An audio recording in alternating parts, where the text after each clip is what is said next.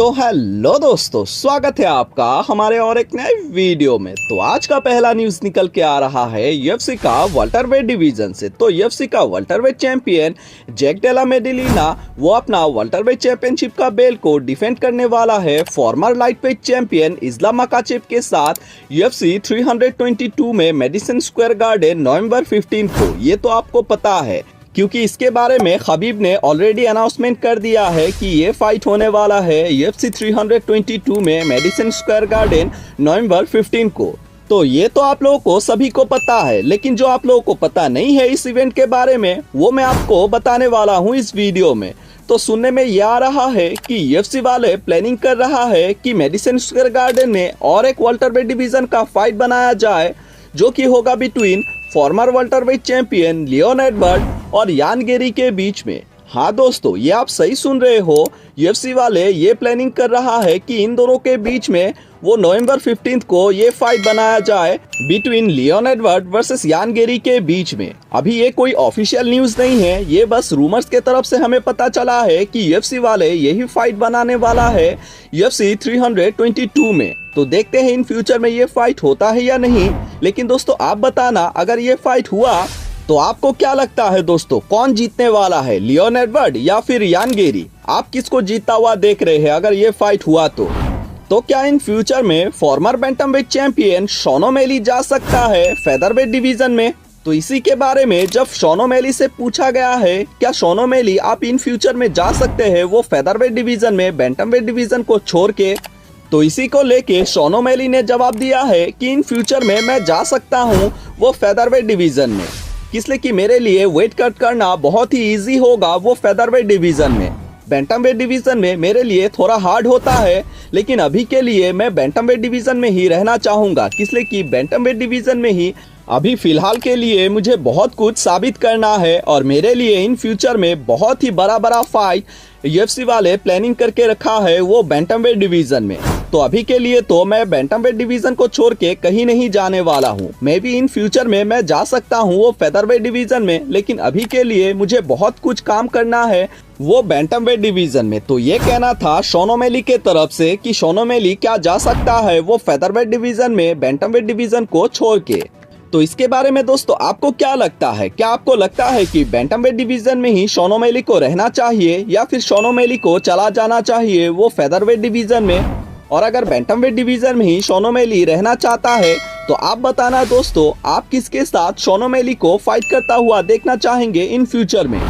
तो हमारा अगला अपडेट निकल के आ रहा है यूएफसी का मिडिलवेट डिवीजन से। तो farmer middleweight champion Dricus du Plessis आपको पता है कि यूएफसी 319 में हार गया है अपना बेल्ट खमजात चिमाएव के खिलाफ। तो अभी बेल्ट नहीं है ड्रिकस डुप्लेसिस के पास, तो इस वजह से ड्रिकस डुप्लेसिस को कॉल आउट किया है एक बहुत ही खतरनाक फाइटर पोलो कोस्टा ने।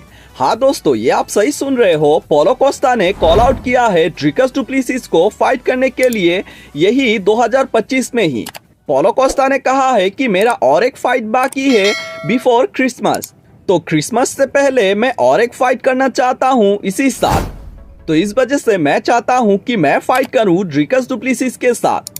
ड्रिकस डुप्लेसिस के पास अभी वो मिडिलवेट चैंपियनशिप का बेल्ट नहीं है, तो इस वजह से मैं चाहता हूँ कि मैं फाइट करूँ ड्रिकस डुप्लेसिस के साथ 2025 के आखिर में।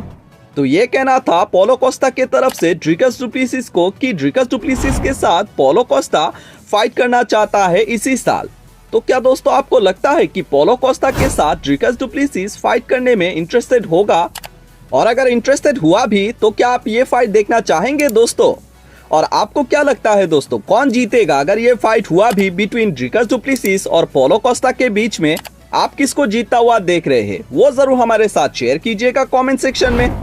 तो अगर बात ही हो रहा है वो मिडिलवेट डिवीजन को लेके, तो करंट मिडिलवेट चैंपियन खमजात चिमाएव को हम कैसे भूल सकते हैं? तो क्या खमजात चिमाएव है वो मिडिलवेट डिवीजन का ग्रेटेस्ट ऑफ ऑल टाइम? क्या खमजात चिमाएव है वो मिडिलवेट डिवीजन का गोट?